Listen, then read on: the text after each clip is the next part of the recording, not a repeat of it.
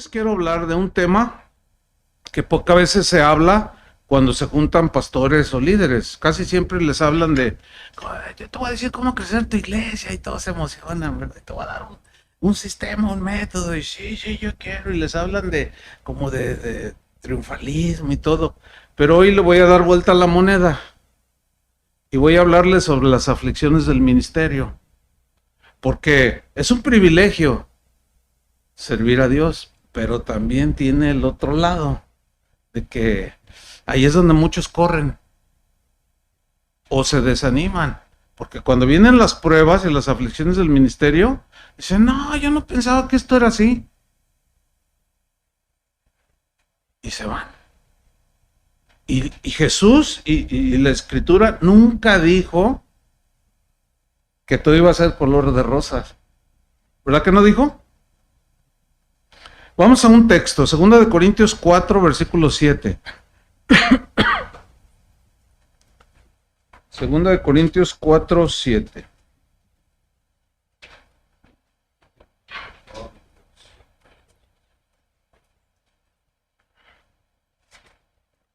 Muy bien. Voy a leer, ustedes me siguen ahí. Dice, pero tenemos este tesoro en vasos de barro, para que la excelencia del poder sea de Dios y no de nosotros. Fíjate el versículo 8. Que estamos atribulados en todo, mas no angustiados. En apuros, mas no desesperados. Perseguidos, mas no desamparados. Derribados, pero no destruidos. Llevando en el cuerpo siempre por todas partes la muerte de Jesús, para que también la vida de Jesús se manifieste en nuestros cuerpos. En estos últimos, diría yo, 25 años, quizás 30, se infiltró en muchas iglesias, en la mente de muchos pastores o candidatos o que Dios los había llamado al ministerio, se coló una enseñanza falsa de que todo sufrimiento venía del diablo. Toda aflicción o adversidad venía de Satanás. Esta enseñanza hablaba de que los cristianos, incluyendo obviamente los ministros, deben de estar libres de aflicciones. ¿Por qué? Porque según esta enseñanza, todos estamos destinados para el éxito, la felicidad y la prosperidad, porque el Señor ya llevó nuestras aflicciones. Entonces, si Él ya se las llevó, pues ¿por qué yo tengo que sufrir, no? Bueno, esto suena bonito, ¿no? Y yo en mi humanidad desearía que así fuera. Pero lamentablemente, para los que creen esto, esa no es la verdad. El concepto es errado, es falso. No se encuentra en la Biblia. Con un solo texto podemos echar por tierra esa enseñanza falsa que ha destruido la vida de muchos llamados para servir, Porque les vendieron espejitos, ¿verdad? Los hechizaron con enseñanzas que les aseguraban que tú ibas a ser un gran hombre de Dios, una mujer grande de Dios, todo el mundo te iba a aplaudir, ibas a ser famoso, un montón de tonterías que yo recuerdo hace 25, 30 años empecé a escuchar. Yo se oía tan raro, porque yo crecí en una congregación donde se predicaba el evangelio. Entonces fue muy patente la diferencia en ese mensaje. Un solo texto, voy a citar algunos más, pero nada más con uno se derriba esa falsa enseñanza. Juan capítulo 16, versículo 33. Estas son palabras no de un motivador, no de un gran siervo de Dios que anda por allí, no. Son palabras de Jesús, el Rey de Reyes. Y dijo lo siguiente: estas cosas os he hablado para que en mí tengáis paz. En primer lugar, Dios quiere que tengas paz, pero las cosas que les había hablado era su doctrina, su enseñanza. Pero luego Él aseguró algo que ahí es donde como que a muchos no les gusta leerlo. Y Jesús dijo, en el mundo, acuérdense que estamos en el mundo, aunque no somos del mundo. En el mundo ¿tendréis qué? Bueno, a ver, según esta doctrina yo reprendo todo lo adverso, yo reprendo y rechazo toda aflicción porque Él ya llevó mis aflicciones. A ver, si el mismo creador del universo, el mismo en quien se originó pues el cristianismo, Cristo es el cristianismo, está diciendo que en el mundo tendremos ¿qué? Entonces, ¿cómo está? No está difícil entenderlo, ¿a poco no? Lo difícil es digerirlo. O sea, en la mente podemos, bueno, sí, Jesús lo está diciendo, sí, pero bueno, entonces ahí es donde nos enfrentamos, o le creemos al que está diciendo eso, que está contrario a lo que dijo Jesús, o le creo a Jesús. Bueno, allí ya cada quien decide, ¿no? Yo he decidido creerle a Jesús. Y él dijo, miren, en el mundo van a tener aflicción, pero luego añade algo importante, pero confíen, yo he vencido al mundo. O sea, ¿confíen en quién? Pues en Él. Si profundizamos en la vida de hombres y mujeres en la Biblia, vamos a ver que efectivamente hubo algunos que tuvieron gran prosperidad. Eran gente que tuvo victorias notables, muchos vivieron en un bienestar agradable, cómodo, pero también, si analizamos la vida de muchos de esos hombres en la Biblia, ellos enfrentaron la aflicción, la confrontación, a veces salieron derrotados. Personajes como Abraham, Jacob, José, Moisés, Jeremías, Daniel, pues ni se diga de Pablo, del mismo Pablo que escribió lo que acabamos de leer. Pedro, pues ni se diga. Hombres y mujeres que experimentaron las aflicciones del ministerio que Dios les había encomendado. Cuando hablamos de las aflicciones del ministerio, es inevitable hablar de la cruz de Cristo.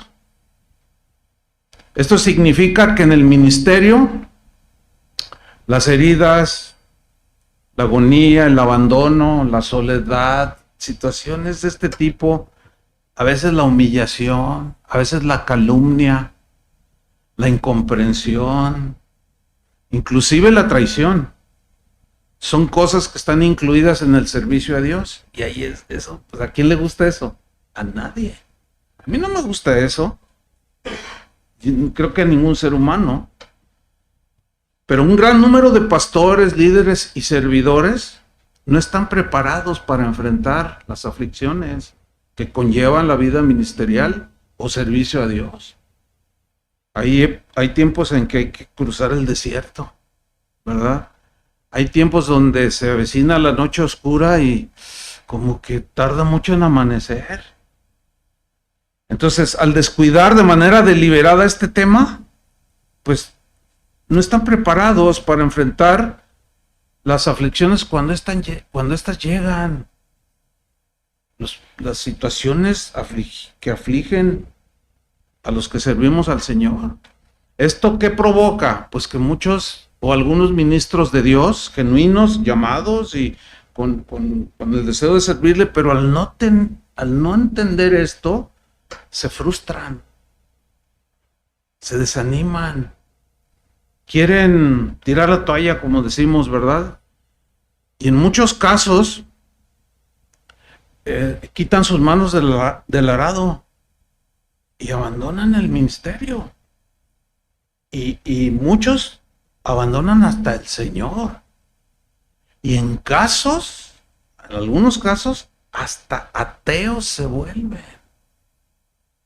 No, yo no pensé que esto fuera así. ¿Por qué si yo quiero servir a Dios? La gente, mira cómo me paga. La gente a los que yo di mi vida. ¿Y cómo me pagan? O sea, no es nada fácil. Pero en grados extremos, un fenómeno que se está dando como de, ¿qué serán? Unos 7 años para acá. El suicidio de pastores.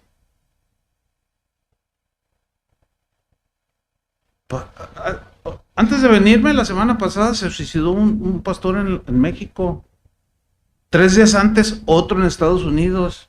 Yo tengo una lista de 7 años para acá de pastores que se han suicidado. Que predicaron la última vez, el último domingo, un bonito mensaje. Salieron, se fue a su casa, le dijo a su esposo, me voy a adelantar, llega el esposo y lo encuentra ahí, sin vida. Con una carta, con un profundo,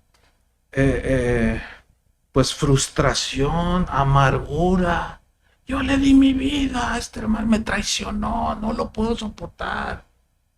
O sea, eso significa que nadie les enseñó. O si les enseñaron, no lo asimilaron, no lo digirieron. Y cuando oyeron algunos que enseñan esa falsa doctrina, prefirieron creerles a ellos. Pero cuando se enfrentaron a la realidad, ay, hermanos. Y todo eso añádale a pastores que enseñan que si un cristiano se suicida se va al cielo. No, pues ya que hago en este mundo, ¿no? Pues ahí nos vemos allá con San Pedro. ¿Qué es eso? ¿Qué es eso, no? Entonces, la falsa enseñanza de asociar a Dios solo con el bienestar y la prosperidad ha creado falsas expectativas sobre el cristianismo y sobre el ministerio. Ambas cosas. La realidad es que tarde o temprano vamos a enfrentar las aflicciones del ministerio. O sea, el ministerio no es algo así como... Yo me acuerdo cuando iniciaba en el Señor, pues a mí Dios me llamó cuando me convertí. Pues yo no lo sabía discernir, pero los pastores que yo tenía y los maestros que tuve lo veían. Yo no lo sabía discernir y tú tienes un llamado. ¿Qué es eso? Yo no entendía nada, ¿verdad? Pero ya al paso del tiempo entendí que Dios me llamó el día que yo me convertí. Pero gracias a Dios que me enseñaron bien. Y además yo lo veía. Que no era fácil ser el pastor. Además, hubo un tiempo en mi vida que yo le decía al Señor, Señor, yo te voy a servir, pero como pastor no. Y yo oraba. Y yo así oraba. Señor, sí, lo que tú quieras, sí, yo lo voy a hacer. Menos como pastor. Y el Señor me dice, ¿y por qué como pastor no? Le digo, no, pues es que yo veo a mi pastor.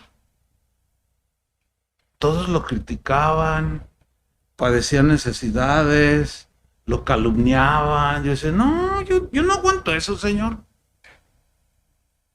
O sea, yo ya me estaba haciendo mi propio concepto del ministerio. El Señor me dijo, no. Un día que recuerdo perfectamente que Dios me dijo, a ver, ¿vas a hacer lo que yo te diga que hagas o lo que tú quieras hacer? Y yo, no, bueno, lo que tú quieras que yo haga, eso voy a hacer. Me dice, pues vas a ser un pastor. Mire, la verdad es que batallé, pero sí le dije al Señor, ok, está bien. Voy a hacer lo que tú quieras, pero dame el don, porque es un don. No, si yo fuera, imagínense, tengo 40, ya para 41 años, pastoreando la misma iglesia. Si Dios no me hubiera dado el don, ni un año aguanto. No, hombre, las ovejas son bien difíciles. ¿A poco no, pastores? Aprovecho ahorita para decir que sí.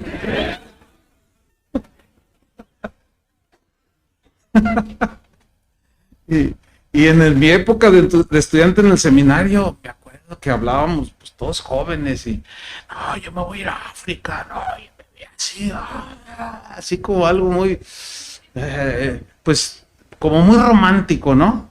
Pero ya la realidad es otra.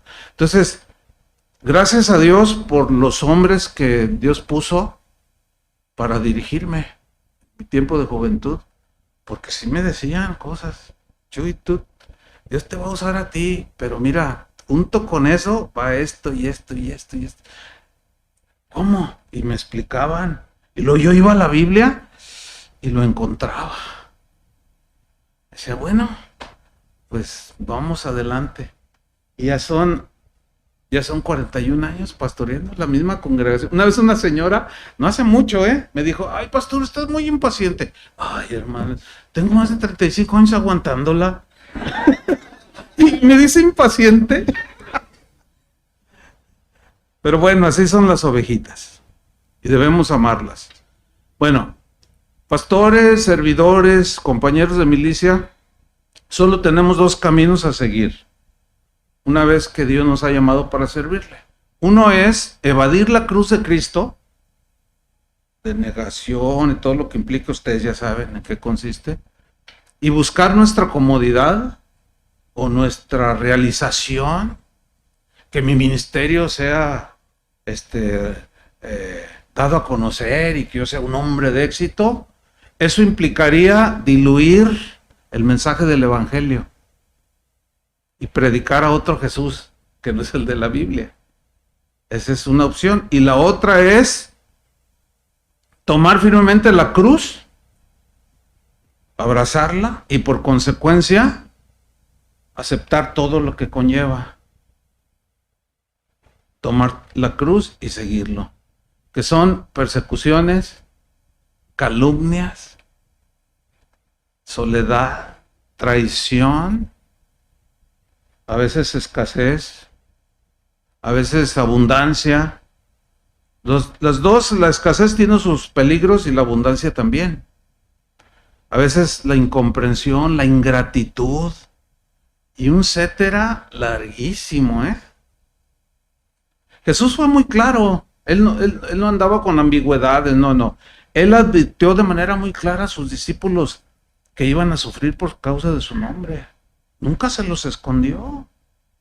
Yo a veces digo, bueno, algunos que se sorprenden, ¿por qué a mí me está pasando eso? ¿Qué Biblia estás leyendo, pastor o servidor? O sea, ¿crees que tú eres alguien muy especial? Eres como el hijo consentido. ¿Cómo es un hijo consentido de sus papás? Le pasan todo, ¿no? Le dan todo. ¿Y cómo se vuelve un niño consentido? ¿Cómo va creciendo? Mal. ¿Saben que Dios no tiene consentidos? ¿Cómo? Pues eso no existe en Él. Siempre que cualquiera de sus hijos se porta mal, el Señor al que ama, está. Entonces, un padre terrenal que no disciplina a sus hijos es porque no lo ama en realidad, no lo está corrigiendo. Y Dios es el Padre perfecto. Entonces nos va a corregir, y también eso, aparte ya, incluye, pues nos aflige porque duele. ¿Han sentido la disciplina del Señor? Denle gracias porque son hijos, porque si tú haces cosas y andas ahí y no sientes la disciplina de Dios, entonces eres un bastardo. Así dice en Hebreos. Entonces, si tú has sentido la mano de Dios, la disciplina del Señor, pues alégrate porque eres hijo de Dios. Pero yo he escuchado a cristianos, no, vámonos, no pasa nada, Dios es amor. No, pero el Señor dice que tenemos que andar rectos. No, pero mira, yo hago esto y el Señor es bueno. No, más bien no es su hijo. Yo no puedo disciplinar al hijo de la señora de enfrente. No es mi hijo, pero el mío sí. Bueno, cuando estaban chiquitos, ¿no? Ahorita ya está casado. Fíjense lo que dice Mateo 10:24. Cómo Jesús advirtió a sus discípulos. El discípulo, dijo, no es más que su maestro, ni el siervo más que su señor. Bástale al siervo ser como su maestro y al siervo como su señor. Mira lo que dice: si al padre de familia llamaron Belcebú, o sea, a él, ¿cuánto más a los de su casa? O sea, nosotros somos los de su casa. En otras palabras, Jesús está diciendo, si a mí me dijeron, ¿se acuerdan que él lo acusaban falsamente? De borracho, de comilón, de falso maestro, de todo. Dice, ¿cuánto más a los de su casa? Jesús le dijo a uno de sus discípulos llamado Ananías que fuera a orar por un tal Pablo que se había convertido cuando iba de camino a Damasco y se había quedado ciego, ¿sí? Y Ananías primero le debatió a Dios, pero le dijo, no, mira lo que le dicen Hechos 9:15. El Señor le dijo a Ananías, ve, o sea, para que orara por él, para que recobrara la vista, porque instrumento escogido me es este. Este aquí es Pablo, ¿sí? ¿Para qué? ¿Para qué lo escogió? Para llevar mi nombre en presencia de los gentiles y de los reyes y de los hijos de Israel. Dios lo había elegido de manera soberana, ¿sí? Y luego dice el 16, porque yo le mostraré cuánto le es necesario, ¿qué?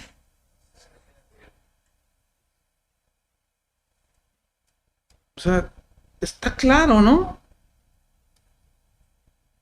¿Por qué se padece por el nombre de Jesús? Porque su doctrina, su enseñanza es totalmente contraria al pensamiento del mundo, a la forma de vivir de la gente que no vive para Dios. Así como tú y yo vivíamos, éramos contrarios, éramos enemigos de Dios.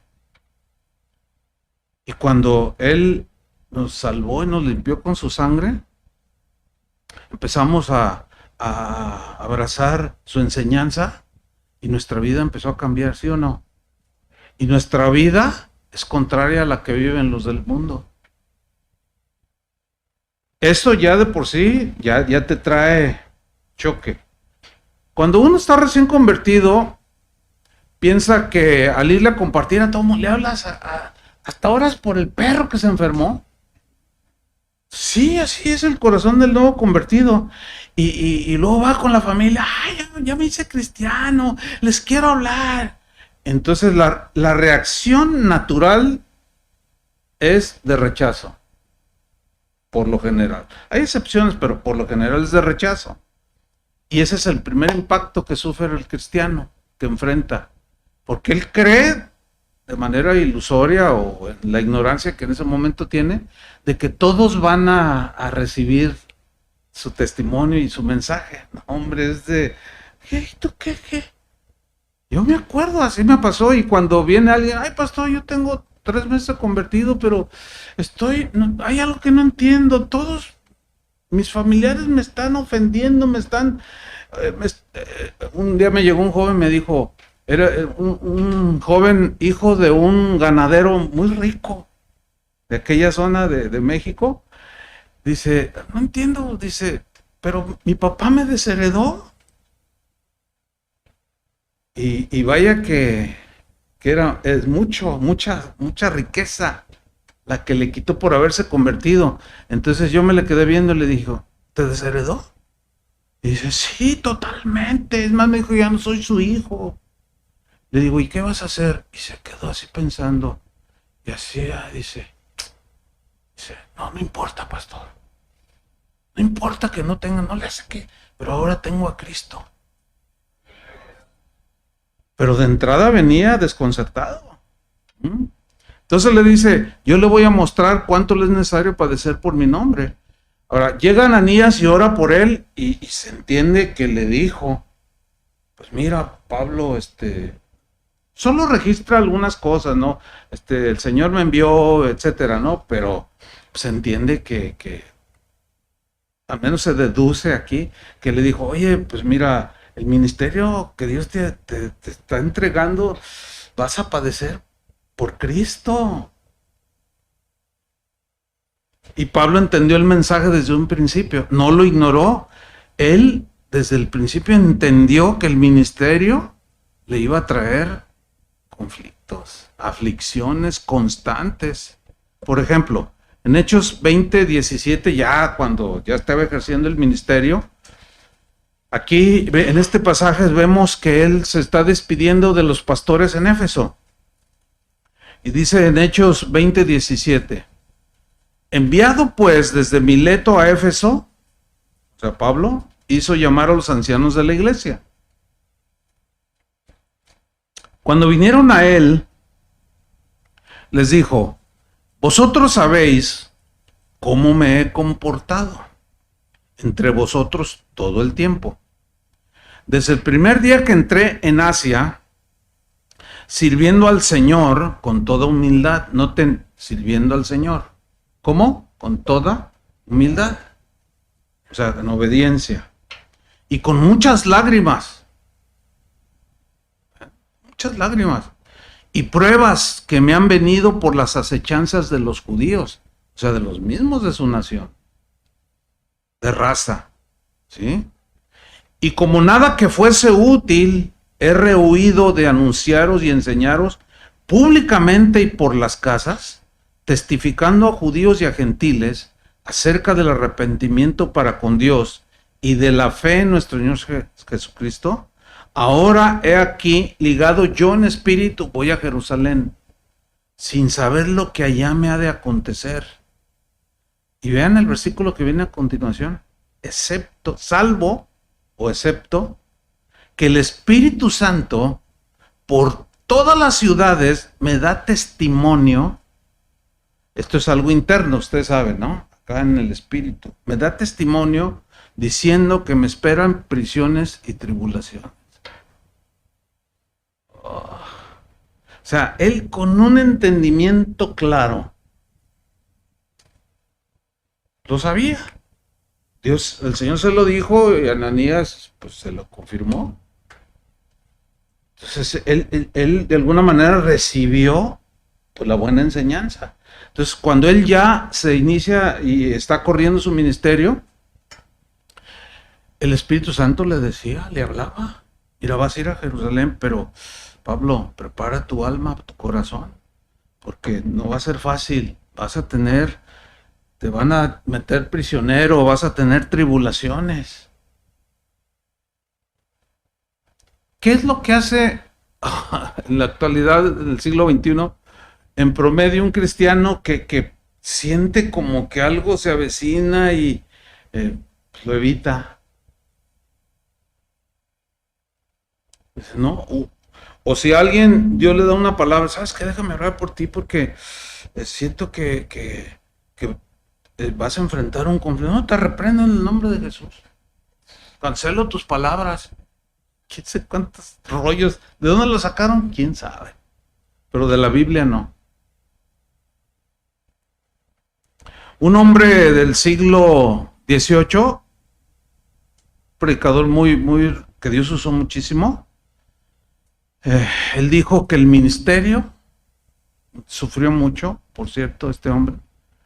Él dijo en una ocasión que el ministerio es un asunto que agota el cerebro, las fuerzas físicas, el corazón, que desangra la vida de un hombre si atiende el evangelio como debe de hacerlo.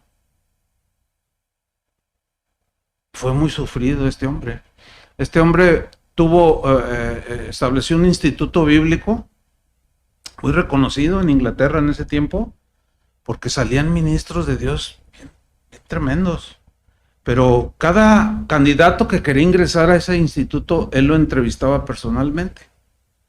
Y le decía, a ver, quiero hablar contigo. Y ya lo sentaba ahí. A ver, ¿Dios te llamó? Sí. ¿Estás convencido que Dios te llamó? Sí, por supuesto. A ver, cuéntame. Y ya le contaban. Ah, pero ¿estás seguro que Dios te llamó? Y él insistía en que estuviera seguro del llamamiento. Y él decía, y si el candidato a estudiar para el ministerio decía que sí, entonces yo continuaba con mis preguntas. Oye, ¿qué esperas tú del ministerio?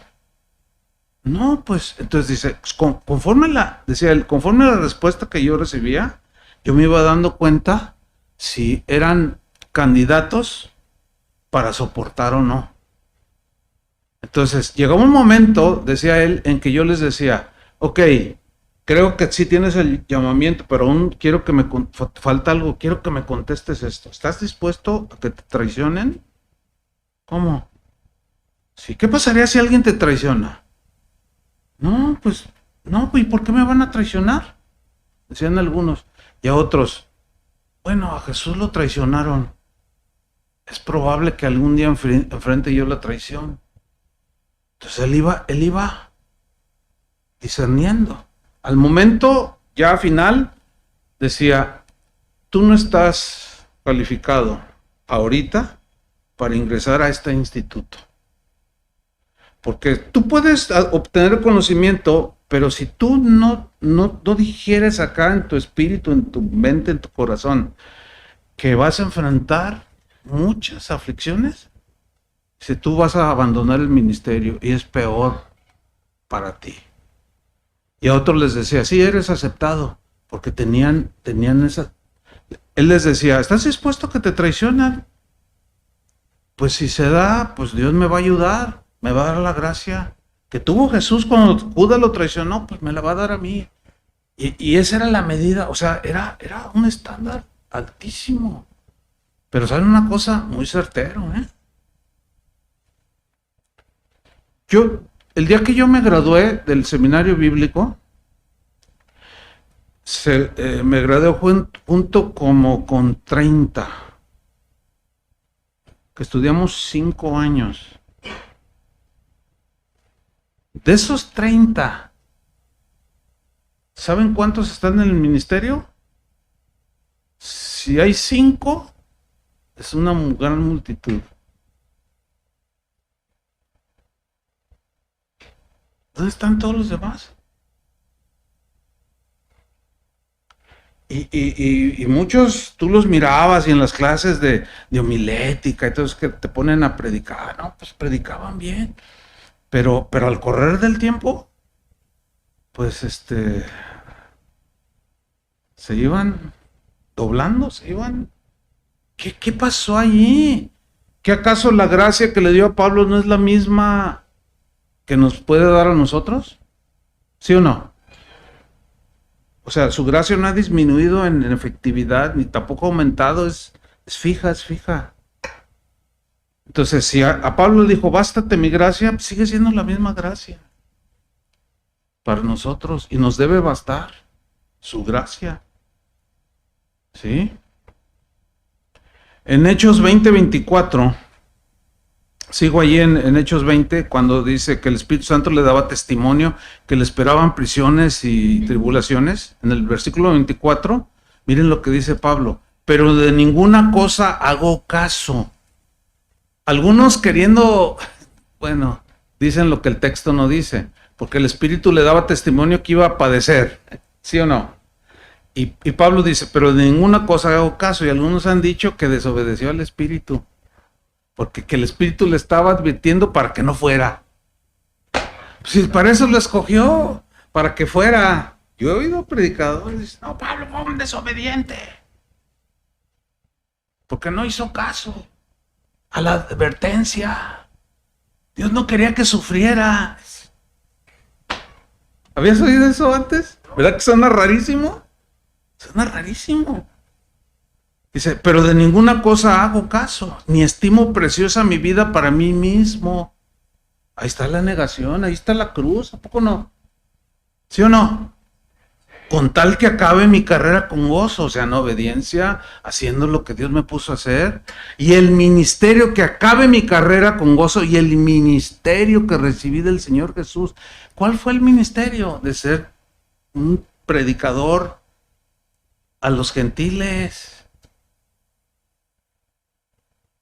Y el ministerio que recibí del Señor Jesús para dar testimonio del Evangelio de la gracia de Dios. Él ya sabía que en ese llamamiento estaba incluido las aflicciones, porque Dios le había dicho, yo le voy a enseñar cuánto va a padecer por mi nombre.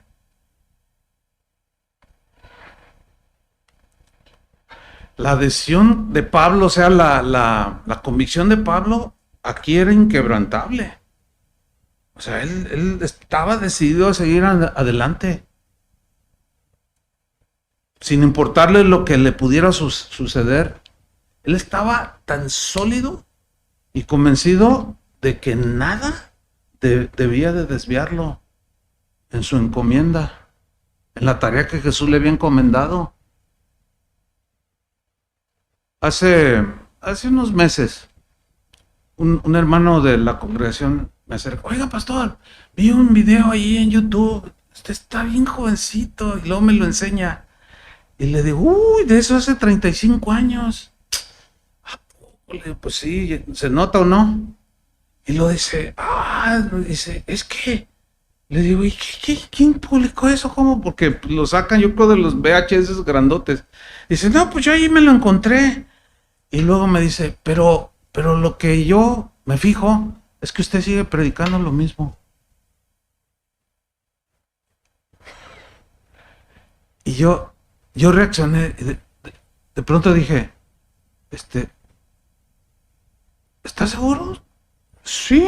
Ah, pues ya tengo años aquí con usted, pero pues este video, y aquí está. Bueno, eso a mí, por un lado, me bendijo, ¿no? Porque no he cambiado el mensaje, no lo he diluido, no lo he hecho a un lado para ganar prestigio o fama o de ese tipo de cosas. Pero yo sí recuerdo que desde aquellos entonces, cuando yo predicaba así como ahorita, un maestro me enseñó en la escuela bíblica, me dijo, mira Chuy, cuando predicas el evangelio, no te fijes en la cantidad de personas que hay. Si hay 4, predícales como si fuera el último día de tu vida, predícales bien, con convicción, con la gracia de Dios. Igual predícale a las multitudes, si algún día lo llegas a hacer. Y eso se me quedó grabado. Porque grandes hombres que Dios ha usado, o hombres que Dios ha usado a través de la historia, se convirtieron en congregaciones muy pequeñitas, aún más pequeñas en número que esta. Aquí podemos tener a un Juan Wesley. ¿Quién pudiera decir que no? Entonces, cada vez que tú enseñas la palabra, que sirves a Dios, que ministras, etcétera, nunca pienses en ti. Piensa en aquellos que te van a oír tu enseñanza. Por eso tienes que ser estudioso y aplicado, porque estás trabajando con material eterno, que son las personas. Y si alguno de ustedes es maestro de niños, no lo subestime. Yo le di clases de la Biblia a Julio Márquez. ¿Saben quién es Julio Márquez? Uno de los directores de alabanza. Era un niño de 8 años. Se sentaba adelante y le colgaban los piecitos. Yo me acuerdo, estaba chiquito. Tendría, no sé, 8 años, 10, no sé. Pero siempre bien atento. Pues ahora es todo un hombre de Dios. Pero yo fui maestro de él cuando era niño él. Yo estaba jovencito yo.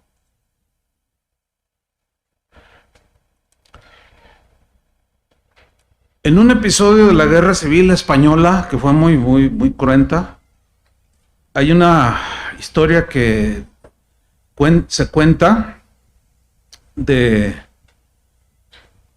cómo algunos soldados en el fragor de la batalla querían rendirse de uno de los bandos, pero uno de los soldados de pronto reacciona, ya estaban a punto de rendirse, y este hombre dijo, uno de estos soldados dijo, prefiero morir de pie a vivir de rodillas. O sea, que vivir como esclavo, ¿no? El señor, que se enseñoren sobre él, prefiero morir de pie, o sea, voy a seguir luchando. Y eso es lo que hizo Pablo, fíjense, él prefirió morir de pie predicando y defendiendo el evangelio que vivir de rodillas rendido ante el mundo. Y enfrentó todo lo que conllevaba el ministerio. Vamos a retomar el pasaje que leímos al principio, 2 Corintios 4:7, porque allí él hace unas declaraciones muy tremendas para comprender más la firmeza que tenía el apóstol, y esa firmeza es la que debemos de tener nosotros. ¿Cuántos dicen amén? Dices, 2 Corintios 4:7, pero tenemos este tesoro en vasos de barro. Bueno, aquí el tesoro es el evangelio, es obvio, ¿no? Y los vasos de barro, pues ¿quiénes son? Pues nosotros, diga, yo. Nosotros somos los vasos. Ahora, los vasos de barro eran los vasos comunes y corrientes que se usaban en todos los hogares hebreos. Eran vasos como los que tú usas, que Acá están los de cristal, los de ocasiones, ¿verdad? Y los tienen hasta guardados, ¿verdad? Acá.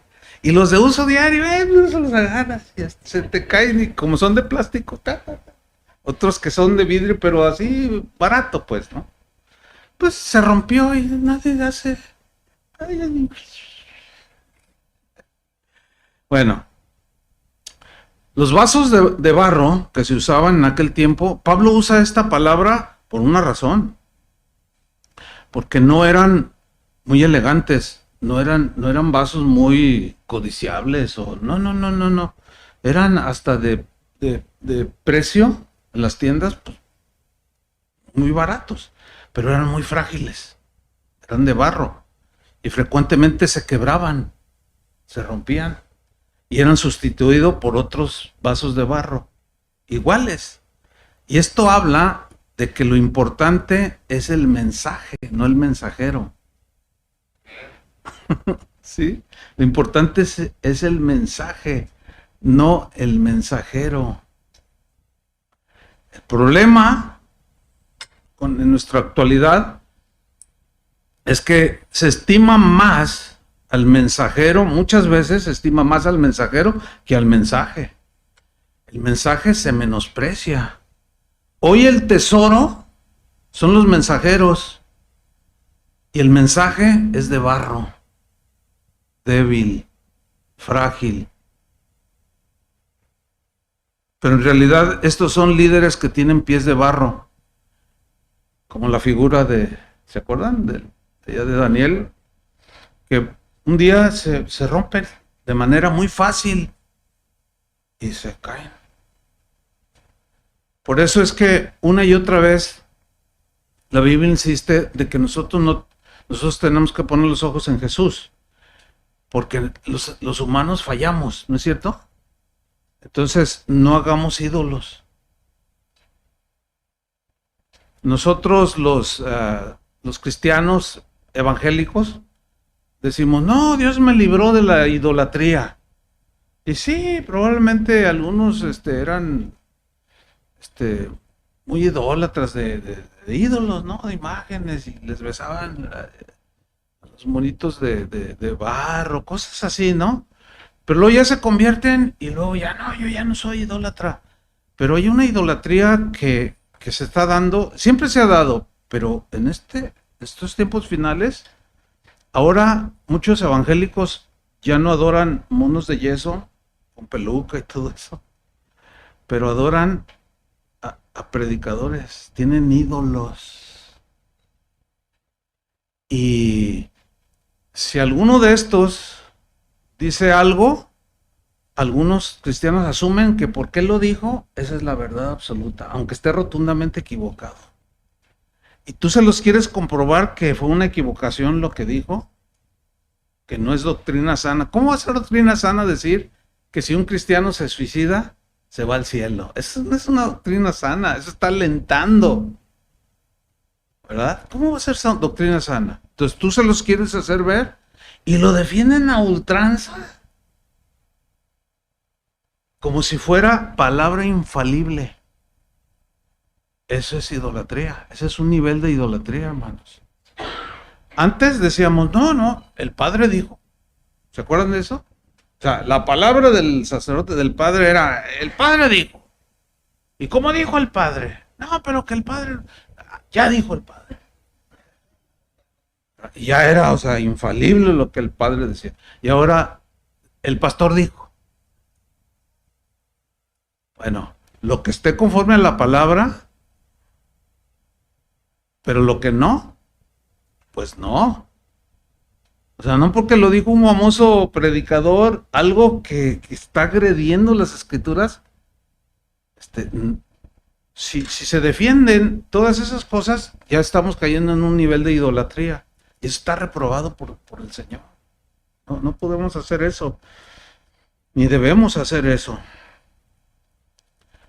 Ahora, ¿por qué depositar un tesoro tan precioso como es el Evangelio en vasos tan frágiles como nosotros? ¿Por qué? ¿Por qué? Fíjate, Pablo responde esta pregunta, 2 Corintios 4:7, ahí mismo, en el mismo versículo. Retomo del principio. Pero tenemos este tesoro en vasos de barro. Y aquí está el por qué deposito en vasos frágiles. Para que la excelencia o la grandeza del poder sea ¿de quién? El mérito, la gloria ¿de quién? De Dios y no de nosotros. En la versión en lenguaje actual, esta frase dice así en este texto: para que se vea bien que este poder extraordinario no procede de nosotros, porque el evangelio es poder, ¿verdad? Para salvación, y por medio de la predicación del evangelio, pues el Señor dijo, habrá señales. Entonces, cuando alguien que sirve a Dios se da cuenta y palpa que Dios lo está usando, aún en el ejercicio de los dones espirituales, y ve milagros y ve... Ahí hay un riesgo de creer que es que yo oro más, es que yo esto, es que yo... No, bájale. Es que tú nada. Todo don perfecto desciende de lo alto. Toda dádiva es dada por Dios, por el Señor. Todo lo que viene del cielo. Y todo lo espiritual, todos los dones que el Espíritu da, vienen de Él. Nosotros no producimos absolutamente nada. Eso tenemos que... Cuando Dios te empiece a usar, todavía más, porque no sabes qué va a hacer en tu futuro. Pero yo te aseguro una cosa, si eres fiel en lo poco, Dios te va a poner en lo mucho. ¿Sí? Pero fíjate lo que dice, el que es fiel en lo poco, o sea, fidelidad en lo poco. Si tú vas con esa consistencia en lo poco, cuando Dios te dé la gran responsabilidad todavía mayor, tú vas a seguir siendo fiel. Porque vas a guardar todos estos principios y le vas a seguir dando la gloria a Dios. Es tan ridículo cuando ves a un cristiano ensoberbecido porque habla en lenguas. Yo hablo en lenguas y tú ni siquiera eso. No, qué horribles. Es una de las inconsistencias, incongruencias. Se supone que si tú te sientes más espiritual porque hablas en lenguas o impones sobre los enfermos tus manos y se sanan, se entiende que deberías de ser más humilde, ¿no? Y sucede lo contrario. Bueno, es que siempre hay una tentación en eso. Y luego, si tú un día te dicen, oye, pues predícanos a la iglesia, y luego, o sea que tu pastor, ve que en ti hay un llamado y que hay un don, y entonces tú empiezas a predicar, y resulta que Dios te dio la gracia. Y luego la gente empieza a venir, ay hermano, Dios me bendijo con lo que usted predicó. Ahí hay un riesgo. Siempre, mira, es inevitable que muchas veces tú puedas controlar lo que la gente piensa o dice de ti, pero sí puedes controlar la reacción de tu corazón. Nunca se me olvida que el hermano Pablo, tan mencionado, me insistía, pero casi siempre que me veía, me decía, Chuy, así me señalaba, no le robes a Dios ni una gotita de su gloria, porque te vas a meter en problemas. Y luego ya se iba, sí, hermano Pablo, y ya se iba, y luego volteaba, ¡ni una gota! Entonces un día le dije, hermano, pero pues es que a veces la gente te dice, tú no puedes evitar eso, pero sí puedes evitar que eso se quede en tu corazón. Pero ¿cómo le hago? Que dice, mira, es difícil controlar lo que la gente piense de ti o que te diga. Es casi imposible, no sabe uno. Pero lo que ellos te digan, cuando te digan, no, tú eres el mejor predicador. Un día una señora me dijo, pastor, yo cuando lo escuché a usted me salvó. Así me dijo. Y yo en serio así, yo lo salvé. Yo la salvé. Yo morí en la cruz por usted. Bueno, se trabó. Le digo, no. ¿Cuánto tiene de que se convirtió? Dice, pues tengo como 1 mes y medio, algo así. Entonces yo entendí también, dije, bueno, pues no, hay que enseñarle. No, yo no la salvé. No, pero yo lo escuché a usted. Ahora, durante la pandemia. Yo lo escuché así, busqué algo, estaba yo desesperada y empecé a buscar algo y salió, yo quise saber algo de oración y puse ahí, y salió casa de oración, lo primero, y yo le piqué y usted estaba hablando. Usted me salvó. Y ya le expliqué, no. Ahora, fíjate, ahí es donde está el riesgo también. Bueno, es que yo oré.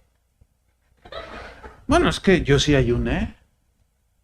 Bueno, es que Dios algo vio en mí. No, hombre, ¿qué vio? Eres de barro. Y depositó sobre ti algo valioso. Entonces, lo que vale es lo que está dentro. Nosotros seguimos siendo de barro. Unos con poca capacidad, o sea, entiéndase, delgaditos, y otros un poco más con capacidad. Bueno, entonces debemos entender que hay una diferencia muy grande entre el tesoro, que es el evangelio, y el vaso. O sea, no hay comparación, ¿cierto? No hay. Si Cristo hubiera escogido a gente famosa, rica, para ser sus apóstoles, o de lo que el mundo pues siempre tiene sus ojos puestos, ¿no? Los famosos, ¿verdad? De ahí es que, no sé si ustedes se han dado cuenta, pero ha habido algunas, pues se ven como muy camuflajeadas actitudes. Yo he oído a pastores que dicen, hay que orar para que se convierta, yo escuché, hay que orar para que se convierta Maradona. Porque si él se convierte, no, toda la gente que va a traer. O sea que la atracción ya no va a ser Cristo, va a ser Maradona. Ya se murió. Y bueno, y le hicieron una iglesia, creo que por ahí, ¿no? Más blasfema que nada. Pura idolatría. Entonces, en Estados Unidos, y como a nosotros nos llega muchas cosas de Estados Unidos, pues que se convirtió el que juega baloncesto, el número 1, el más famoso, y está asistiendo a la iglesia de tal pastor. En un mes, la gente... ¿Ustedes creen que iban a ver a Cristo? Bueno, él no tenía la culpa, el basquetbolista o el político famoso. Pues ellos humanamente llegaban y se congregaban. Pero los pastores empezaban a ver, no, pues ahí, mira cómo atraen.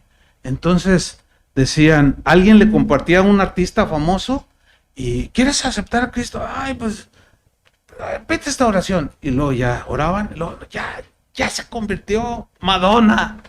Digo, por decir a alguien, ¿no? ¿Cómo que se convirtió? Hay que invitarla. Y las invitaban a que dieran su testimonio. ¿Por qué? Porque eso atraía. Háganme el favor. No. Ese es una distorsión. Jesús dijo que él sería alzado y a todos atraería hacia él. Entonces, sucedió un fenómeno en los Estados Unidos que nos contaminó ya México. Todos los pastores, o muchos pastores, para no generalizar, nunca es bueno, oraban para que se convirtieran en algunos famosos. Porque esa era la moda, ¿verdad? O que viniera alguien reconocido y se le soltaba el pulso. Ay, mira, aquí tenemos al político tal. No, venga y denos unas palabras, háganme el favor. Y luego, para que salieran los diarios y la gente dijera, ay, mira, en esa iglesia cristiana está yendo el político, sabiendo que los políticos tienen una fama tan horrible. Y luego, no, pero ya se convirtió. Y a los 6 meses, 7 meses, allá anda haciéndose una limpia con los brujos. Y, pues no, que se había convertido. No, bueno, pues es que no sé qué pasó. Y... No, hermanos, ¿por qué? Porque cambiamos los valores y exaltamos no a Cristo, sino a los que Él vino a salvar. Y eso no. Amén. Fíjense, en realidad los apóstoles escogidos por Cristo eran hombres comunes, como nosotros. Sí, Pablo lo entendió y lo dijo así, mira, en 1 Corintios 1:26 dijo, pues mirad, hermanos, vuestra vocación. 1 Corintios 1:26. Mirad vuestra vocación, que significa llamamiento, que no sois muchos sabios según la carne. Ahora yo les pregunto, ¿hay aquí entre nosotros hoy un premio Nobel? ¿Hay alguien que ha ganado el premio Nobel? de ustedes que están aquí? ¿Hay alguno? Contesten. No, ¿verdad? No. No. Ni muchos poderosos. ¿No está aquí entre nosotros el señor Putin? ¿O Biden? ¿Dónde está el señor Biden por aquí? ¿Quiénes eran los discípulos? No eran pescadores. ¿Por qué Dios quiso hacerlo así? Ahorita vamos a ver más adelante. Dice, ni muchos poderosos, ni muchos nobles. O sea, en el griego significa ser de familia de alto rango. ¿Hay aquí algún descendiente de la reina Isabel?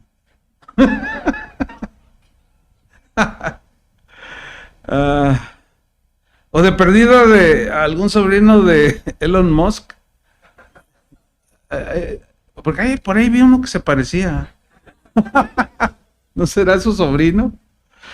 No, fíjate lo que dice el 27. Sino que lo necio del mundo escogió Dios para avergonzar a los sabios.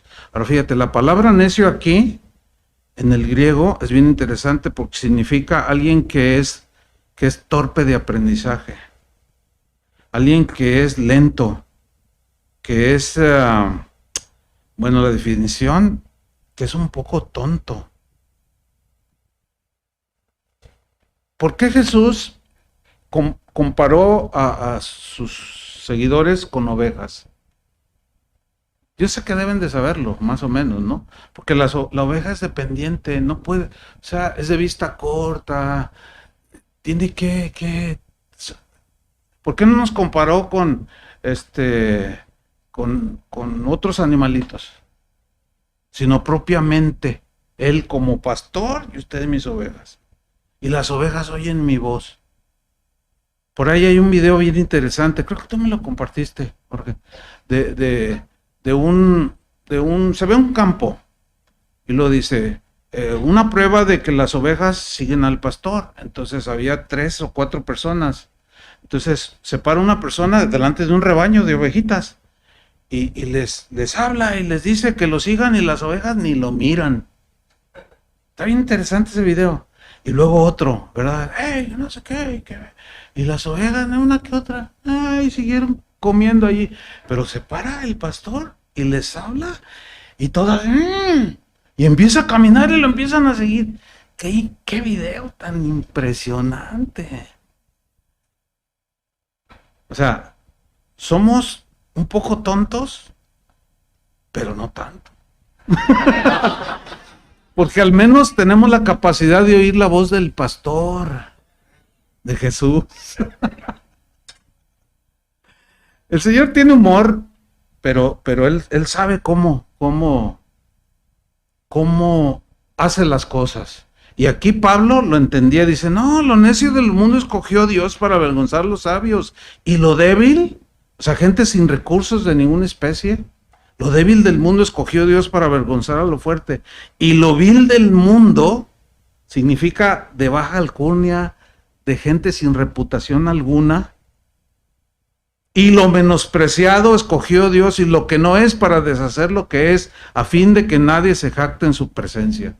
Para que nadie crea que es por él. Pablo decía, cuando la gente decía, no, yo soy de Pablo, no, yo de Pedro, no, yo de Apolo, y Pablo decía a los corintios, no, espérense, no, así no es. Y sabe, ¿quién es Pedro? ¿Quién soy yo? ¿Quién es Apolos? Solo somos servidores. ¿Para qué andan ustedes ahí con que mi favorito es este? No. Lo importante es el mensaje. Miren, cuando yo era estudiante, tuvimos una maestra que te dormía. Por alguna razón, daba una materia ahí en el Instituto Bíblico. Y pues, ahí estábamos. Ay, la verdad era difícil porque yo nunca supe ¿por qué la pusieron a dar en la clase? No podía ligar un pensamiento, pues era difícil. Y yo me acuerdo que a mí siempre me gustó sentarme adelante desde que estaba en la escuela, porque no me distraía, ¿sí? Entonces yo estaba sentado adelante y mi esposa a un lado. Entonces ella me mira, ella captaba. Y cuando salimos una vez de esa clase me dijo, ¿sabes qué? No tienes buena actitud. Le digo, no, pero ¿de qué hablas? No te hagas. Porque a veces las esposas nos dicen la verdad. Le digo, no, ¿de qué mala actitud? No, yo te veo como que no. Dice, no debes de tener esa actitud. Y le dije, no, bueno, sí, tengo que corregir. Pero un día un maestro me llamó y me dice, oye, ven para acá. Dice, mira, yo en mi espíritu, Dios me ha mostrado que Dios te va a usar. Y yo, ¿cómo? No, bueno, eso ya tú lo irás sabiendo. Dice, pero te quiero decir algo, ¿eh? Dice, mira, yo el otro día me asomé cuando estaba dando la clase esa maestra. Dice, y la mayoría, por no decir casi todos, tenían mala actitud con la maestra. Dice, no te fijes en la maestra. Lo que ella está diciendo, va a haber algo, pon atención, y va a haber algo que Dios te va a hablar. Pero me lo dijo con una autoridad. Y no, sí, maestro, sí. Y yo, ay, señor, perdóname. No, está bien. Llegué a la clase. Y todos llegaban así, todos aburridos. Y yo me acuerdo, llegué y yo me dispuse y empecé a escucharla, pero con atención. Su voz era monótona, o sea, era difícil escucharla. Y a medida que empezaba hablando, miren, Dios me dio una lección, porque empecé a escuchar lo que en medio de eso difícil que ella se expresaba, había cosas que Dios me estaba ministrando a él, a mi corazón. Y aprendí muchas cosas hasta el día de hoy. Hace como 3 años, antes de la pandemia, yo estaba predicando ahí en Casa de Oración, en Guadalajara, y de pronto, miro entre el auditorio y que la veo a la maestra. Yo, sí es, hace 40 años no la veía. Fíjate nomás. Y la miraba y decía, no, sí, pero tenía duda porque ya 40 años ya habían pasado, ¿no? Y ella pues ya se ve, pues era más grande que yo. Entonces cuando termino de predicar, yo la vi que se acercó y dije, no, sí es. Entonces se acerca y me dice, Chuy, me dice, ¿te acuerdas de mí? Le digo, ¿cómo no, maestra? Le digo, claro que sí me acuerdo. Pues ya cuando la vi cercana, y luego me dice, dice, pues yo vivo ahora en otro país y vine ahora, pero quise venir a saludarte. Y yo le dije, oye, ¿sabes qué? Gracias por lo que me enseñaste. Fíjate, después de 40 años. Entonces, ahí se comprueba que no es el vaso, porque el vaso puede tener deficiencias, pero lo que tiene, así sea una frase, algo, siempre. Yo me acuerdo siempre de mi mamá cuando toco este punto. Mi mamá era una mujer muy sencilla y una vez me dijo, ay, hijo, yo no sé cómo compartirle el evangelio a la gente. No, mamá, usted simplemente hable. No, pero es que yo, una persona bien sencilla. Un día yo llegué a mi casa, todavía era soltero, y vi que mi mamá estaba en la esquina hablando con una señora. Entonces me acerqué así que ella no me viera y escuché que le estaba compartiendo. Y yo que me sorprendo de todo lo que estaba hablando y cómo lo estaba diciendo. Y la señora llora y llora y llora por ella y ya termina, ya se despiden y yo la abordo a mi mamá. Y le digo, oye mamá, yo escuché todo lo que le estaba diciendo. Ay, yo no sé hablar. Y le digo, no mamá, le digo, ¿sabe qué? Pues hasta la señora Dios la tocó. Ay, hijo, es que yo, pues le pido a Dios que me dé palabras, que yo no sé hablar. Y le expresó. El más sencillo del cuerpo de Cristo nos puede enseñar. Una vez yo hablé sobre, hace años, de que Dios tiene todo en control. No te preocupes. Y pasó como un mes. Entonces había una situación que estaba yo enfrentando. Y no estaba así, ¿verdad? Pero sí estaba así como, Señor. Entonces, antes de empezar una reunión, yo entro al auditorio y en uno de los pasillos viene un niño como de 10 años y lo enfrento así. Me dice, hola, pastor. Le digo, hola, ¿cómo estás? Y luego volteé y me dice, Dios tiene todo en control. Él estaba allí cuando debía estar allá con los niños, pero por alguna razón estaba allí en el auditorio. Me dice, el Señor le dice, Dios tiene todo en control. Y yo ya estaba así medio descontrolado. Y lo de lo que yo mismo había predicado, y luego viene el niño. Dios me habló, hermano. ¿Cómo? Claro que sí. Un vaso chiquito, pero me habló. ¿Verdad? Entonces, bueno, vámonos sobre el final. Estos vasos de barro pueden ser despreciados. Pues sí, pero acuérdate que lo que está dentro de ti, ese es el tesoro, ¿sí? Pero esos vasos de barro, que fueron los que él escogió, un Pedro, un Juan, gente que no figuraba, ahora sí, fueron los que trastornaron el mundo entero, ¿sí? Pero experimentaron las aflicciones del ministerio. Continúa en 2 Corintios 4:7.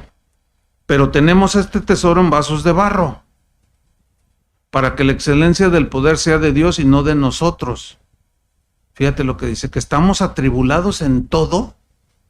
Atribulados aquí, en el griego, tiene la idea de ser prensados como las uvas, para sacar el jugo y hacer el vino. Las prensas machacaban las uvas. Entonces, lo que está diciendo Pablo, que nosotros somos como uvas machacadas, destrozadas. Pero ¿qué sale de machacar las uvas? El vino, jugo y el vino. Entonces, cada vez que alguien venga y te machaque, que salga lo que hay en ti, lo bueno que hay en ti. Si te maldicen, bendícelos. No pagues mal por mal. Si te traicionan, perdónalos. Si te calumnian, ora por ellos. Y si ves que un día tienen hambre, llévale de comer. Son las oportunidades que Dios nos da para sacar el tesoro. ¿Entienden? El tesoro. Eso es lo que Pablo está diciendo en palabras que, bueno, tenemos que profundizar un poco para captar la idea, que estábamos atribulados en todo, o sea, prensados como uvas. ¿Entienden? Dice, mas no angustiados. O sea, no agobiados, no abatidos, no desanimados, en apuros, o sea, sí con preocupaciones, a veces dudamos en algunas situaciones, a veces no sabemos qué hacer, mas no desesperados. O sea, yo quiero que ustedes noten aquí en esto que está diciendo un carácter, pero a la imagen de Jesús, formado como el Señor quiere formarnos, a cada uno de nosotros. Dice el versículo 9, perseguidos, mas no desamparados. O sea, que Dios no nos va a abandonar en el conflicto, en la aflicción, en la traición, en el ataque. ¿Por qué? Porque ellos recordaban constantemente la promesa de Jesús, yo estoy con ustedes todos los días, hasta el fin del mundo. También retumbaban en sus corazones las palabras de Jesús, bienaventurados los que padecen persecución. Bienaventurados sois cuando por mi causa os vituperen y os persigan y digan toda clase de mal contra vosotros mintiendo. Todo eso retumbaba en los momentos de confrontación y de aflicción. Perseguidos, mas no desamparados. Fíjate lo que sigue a continuación, derribados, o sea, sí, en el suelo, así literalmente eso significa, o sea, arrojados al suelo, pero no destruidos. O sea, puede llegar un momento en que sintamos que nos descuartizaron. Pero luego está lo otro. O sea, derribados, pero no destruidos.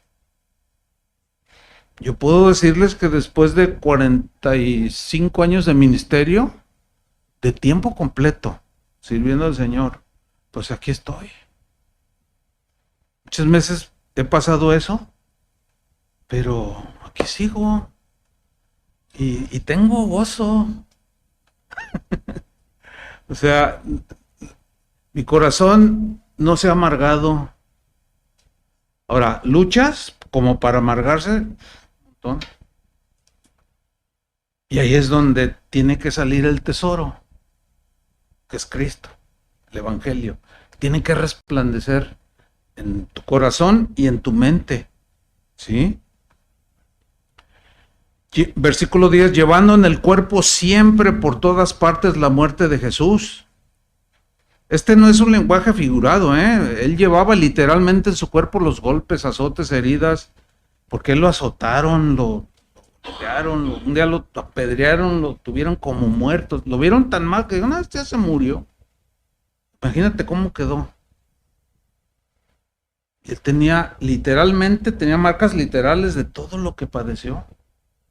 Marcas en su cuerpo, ¿sí?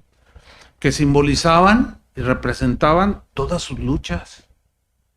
Ya ni se diga las luchas del alma, del espíritu. Y se ha enfrentado peligros en el mar, ríos, peligros entre falsos hermanos, peligros de los de mi nación. Y en todo esto el Señor me ha sacado adelante. Y a Timoteo le dijo, Timoteo, yo ya estoy pronto para ser sacrificado. O sea, Dios le reveló a Pablo que ya pronto iba a morir. Y le dijo, ¿cómo? Cuando él escribió, ya pronto seré sacrificado, en el griego significa derramar sangre. Dios le reveló cómo iba a morir. Y permaneció, dice, pero quiero terminar mi carrera con gozo. ¿Sí? Y luego ya finalmente Pablo allá en Timoteo le dice, he terminado la carrera, he guardado la fe, ahora ya me espera la corona de justicia. Pero luego se vuelve a Timoteo y le dice, Timoteo, ahora tú, que era un pastor joven, un siervo joven, pelea la buena batalla de la fe. Ahora te toca a ti, yo ya terminé, pero ahora a ti. Dios no nos ha dado un espíritu de cobardía, sino de poder, de amor y de dominio propio. Y allí poder no es para hacer milagros, sino para enfrentar las aflicciones del ministerio. Soporta las aflicciones como buen soldado de Jesucristo. No te eches para atrás, Timoteo. Sigue adelante. O sea, ya estaba para entregar su ministerio, pero quedaba un Timoteo. ¿Sí? Entonces, probablemente ahorita tú estás en el lugar como si fueras Timoteo. Pero un día vas a ser un Pablo. Pero no puedes llegar a ser un Pablo si primero no eres un buen Timoteo, hombre fiel, una mujer fiel. Entonces, hay que seguir, hermanos, hasta el último día de nuestra vida. ¿Cuántos dicen amén? Amén. Gloria a Dios. Termino leyendo 2 Corintios 4:15. Dice, les dijo a los corintios, porque todas estas cosas padecemos por amor a vosotros. Fíjate. Estas cosas padecemos por amor a vosotros, para que abundando la gracia por medio de muchos, la acción de gracia sobreabunde para la gloria de Dios. Por tanto, no desmayamos. Antes, aunque nuestro hombre exterior se va desgastando, el interior, no obstante, se renueva de día en día. Fíjate lo que dijo Pablo en el versículo 17. Pongan atención, dice, porque esta leve tribulación momentánea, ¿sabes a qué le está llamando leve tribulación momentánea? A todas sus aflicciones que tuvo en su vida. Dijo leve, tribulación momentánea. ¿Por qué? Porque él tenía en su mente y él comparaba los años que sirvió el Señor con la eternidad. No hay comparación. ¿Verdad que no? Porque nuestra vida, ¿cuánto vive el ser humano? Así generosamente hablando, 80, bueno, pónganle 80. ¿Cómo se compara con la eternidad? Entonces es leve. Para que cuando estés ahí, en el fragor de la batalla, no sientas, ay, se me hace una eternidad. No, es leve. Es leve. En comparación con la eternidad que vas a vivir. Porque todos esperamos que aquel día el Señor nos diga, ven, buen siervo y fiel, entra en el gozo de tu Señor. Bien, buen siervo y fiel. Porque hay malos y son infieles. Esos no van a entrar. Entonces, pastores, ministros de Dios, servidores, yo sé que mensajes como estos, algunos dicen, no, ya los abatiste, no, los dejaste en el piso. ¿Los dejó en el piso esto? Pues claro que no. Al contrario, nos está preparando para el futuro, para lo que se viene adelante, para todo lo que el Señor va a depositar sobre ustedes, más responsabilidad. Porque si permanecen fieles, son fieles en lo poco, Dios los va a poner en lo mucho. Amén. Vamos a orar. Señor, muchas gracias. Gracias porque tu palabra es clara, sin ambigüedades. Y tú siempre has hablado claro y tu palabra es clara. Lo difícil es aceptarla. Lo difícil es recibirla en nuestro corazón. Y corremos el riesgo de ser solamente oidores y no la llevamos a la práctica. Señor, ayúdanos, ayúdanos. Te doy gracias, Señor, por este pequeño grupo de servidores tuyos, Señor. Que en comparación con los 12 que iniciaron, esta es una multitud la que está aquí presente. Y Señor, te pedimos que ninguno de los que esté aquí, cuando esté en el momento de la batalla,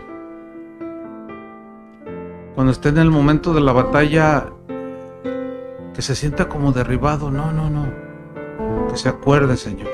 Cuando vengan los ataques, las calumnias, las traiciones, todas esas cosas que suelen suceder en el servicio a Cristo, que el corazón, Señor, tú lo blindes con tu palabra para no terminar frustrados, amargados, sabiendo que nos has llamado para servirte, Señor, pero que esto incluye e implica situaciones que van a confrontar nuestras vidas, Señor. Ayúdanos.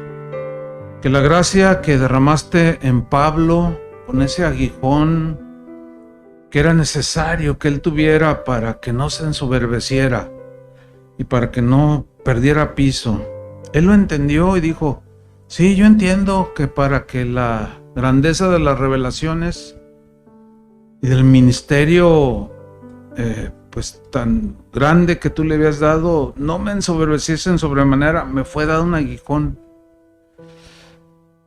para estar con los pies en la tierra y entendiera que lo importante era lo que se depositaba en el vaso, que era el Evangelio. Y Pablo y muchos otros de tus siervos, Señor, se negaron. ¿Qué decir de Jesús? Que se negó a sí mismo, tomando forma de siervo, y obedeció. ¿Qué más podemos hacer nosotros, Señor, sin obedecerte y seguir adelante en este llamamiento, Señor? Que es un privilegio servirte, y si somos llamados, es un gran privilegio que no todos tienen, no todos tus hijos tienen, pero que tú de manera soberana llamas a algunos de entre todos y les depositas a uno 2 talentos, a otros 3, a otros 5, y lo quieres multiplicado, Señor. En el nombre de Cristo Jesús, si hay alguno aquí de mis hermanos, pastores, servidores, que se sienten quizás muy atribulados, pues que sepan que no están derribados, que no están destruidos, que no están desahuciados, sino que están en ese fragor de la batalla, y a veces caen heridos, a veces caen sin fuerza alguna, pero siempre, siempre, así como con tus siervos del primer siglo, derramabas tu gracia y los levantabas. Así levanta, Señor, alguno que pueda estar aquí, que tenga un ministerio con niños o que administrativo, que te esté sirviendo, Señor. Que tu gracia le baste, que tu fuerza lo levante, Señor, y que su alma esté fortalecida, Señor, con tu palabra, y que esté agradecido en su corazón del privilegio que le estás dando, y es una única oportunidad en su vida para servirte, no hay otra. En el nombre de Cristo Jesús, pónganse de pie, hermanos, vamos a orar unos por otros. Pon tu mano ahí en el hombro de tu vecino, y lo que quisieras para ti, pídele al Señor por tu vecino. Señor, guárdalo de tentación, del mal, guarda su corazón, Señor, de ser pues contaminados por algunos que quizás son falsos hermanos, que calumnian, mienten, meten división, disensión. Señor, que cuando enfrenten las aflicciones del ministerio, tú les recuerdes, Señor, ahí estás tú, que no los has abandonado, no los has dejado, pero cada uno necesita agarrarse de la mano del Señor. Padre, así oramos como oró Jesús, que ninguno de los que está aquí se pierda, Señor, que ninguno de los que está aquí se vuelva apostate de la fe, o se aleje frustrado, amargado de servirte, Señor, y termine renegando de la iglesia, del evangelio, de Cristo y de los pastores que tú has establecido. En el nombre de Jesucristo, Señor, guarda nuestros corazones, nuestras vidas, Señor, y yo te pido, Padre, que sigas usando a mis hermanos, que los fortalezcas, que les des sabiduría, que les des un espíritu de mansedumbre, Señor, para recibir de corazón la palabra, tu enseñanza, y que crezcan y maduren y lleguen a la imagen del que fuimos creados, de Cristo Jesús, en el nombre santo y hermoso de Jesús. Amén. Vamos a adorar un poco al Señor. Fiel es Dios, que no nos dejará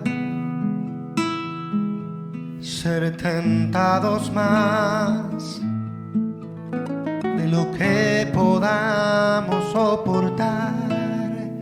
Fiel es Dios, que no nos dejará ser tentados más de lo que podamos soportar. Gracias, fue solo por tu gracia que me sustentó y me abrazó en mi dolor. Fue tu gracia en la tentación, me di